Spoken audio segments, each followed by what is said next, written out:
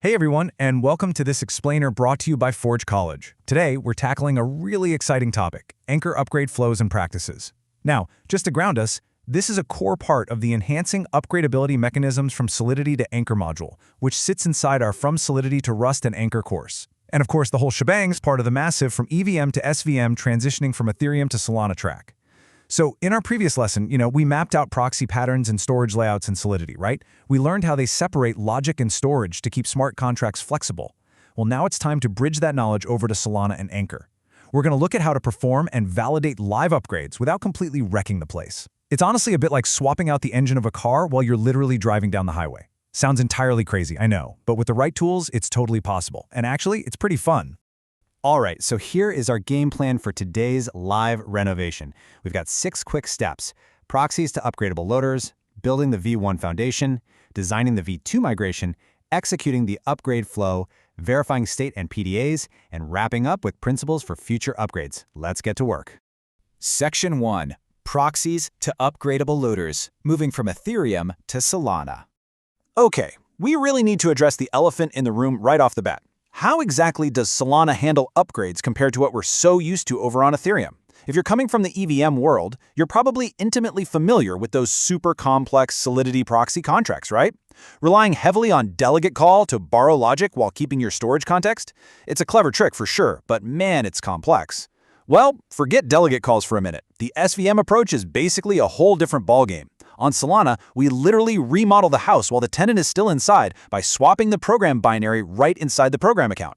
There's absolutely no proxy middleman juggling calls. You just deploy a new program buffer and you tell the network, hey, use this new binary for this existing program ID from now on. And the foreman of this live construction site, that's the BPF upgradable loader.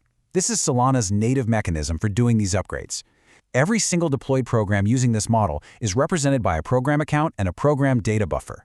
The upgradable loader is basically the VIP that allows an authorized user to write a fresh buffer and simply point the deployed program's executable straight to that new binary. It handles all the heavy lifting of the swap, keeping your program ID completely intact. It's brilliant. Section 2. Building the V1 foundation. Let's pour that initial concrete.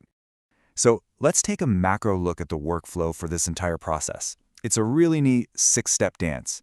We start by laying the foundation, building V1. Then we deploy it to the network.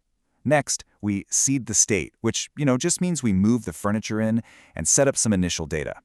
After that, we draft the blueprints for V2, execute the actual upgrade to swap the binary, and finally, we run a migration to update our data structure. All of this happens smoothly without ever breaking the load-bearing walls of our application. Now, the absolutely crucial point when deploying V1 is explicitly calculating your account space. In Anchor, our initializer layout must account for an 8-byte discriminator. That discriminator is basically Anchor's internal tag, so it knows exactly what type of account it's looking at. And then we add whatever space our actual data needs. In our case here, we're adding another 8 bytes for a basic U64 number. By making this space calculation super explicit from day one, we keep our memory layout totally predictable for any future renovations. Seriously, if you just guess your space or let it be implicit, you are setting a massive trap for yourself when you try to upgrade later. So we create the state account and we seed an initial value. Let's go with 42. Section 3. Designing the V2 migration. Time to blueprint the remodel.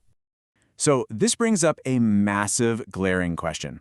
How do we change the state without changing the address? Remember, we have a tenant living inside, right?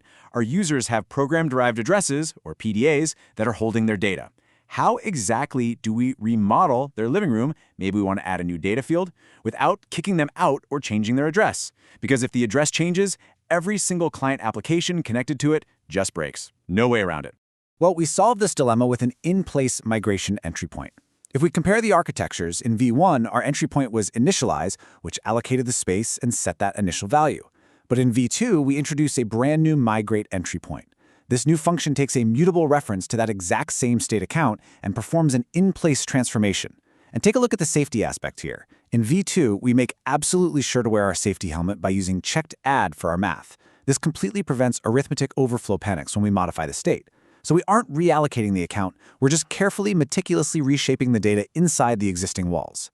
Section 4. Executing the upgrade flow. Let's flip the switch.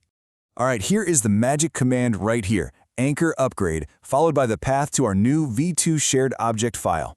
But wait, the most crucial piece of this entire puzzle is the upgrade authority key pair. Think of this as the master key to the house.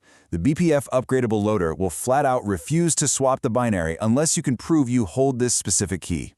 When you run this command, Anchor calls the loader under the hood, writes the new buffer, and securely updates the executable pointer. Boom. Just like that, your logic is upgraded and your program ID hasn't changed a single bit. Section 5. Verifying state and PDAs. Time for the final inspection.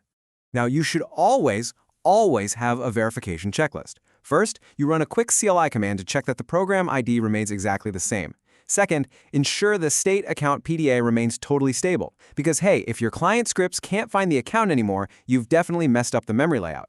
And third, you fetch the account data to guarantee it reflects the exact migration you intended. So if our v2 migration was designed to increment our value by 1, we need to see that initial seed value of 42 successfully bumped up to 43.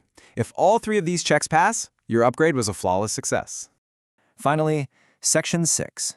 Principles for future upgrades. Basically, how to not burn the house down. Okay, here are your 3 non-negotiable engineering rules moving forward. Number 1, always preserve your discriminators and account sizing. If you need to add fields, you have to plan for reallocation very carefully, but you never mess with the base layout that older binaries expect. Number 2, design idempotent and fail-safe migrations. Now, idempotent is just a fancy developer word that means if your network connection drops and you accidentally run the migration script twice, it shouldn't ruin your data. It should safely realize, oh, I've already been run, and do nothing. And number 3, guard that upgrade authority with your life. You have to strictly control who has access to that key pair, because whoever holds it controls the entire protocol's logic. I really want to drill this specific idea home. Preserve discriminators and account sizing decisions so older binaries and migration code address the same memory layout. Honestly, if you only take one single thing away from this explainer today, let it be this fundamental rule of Solana memory layout compatibility. It is literally the absolute bedrock of safe upgradability in Anchor. But hey, what if, despite all of our careful planning, the renovation goes completely wrong? What if the new binary has a critical, show-stopping bug? How on earth do we roll it back? Well, that's exactly the kind of drama we'll be covering in the next lesson, where we're going to dive deep into versioning, markers, and rollback strategies. To continue your learning journey and find more in-depth content on Web3, Solana, and everything we discussed today, make sure to visit our website, forge.college. This explainer was brought to you by Forge College. Thanks so much for hanging out with me. Keep practicing those upgrades, and I'll catch you in the next one.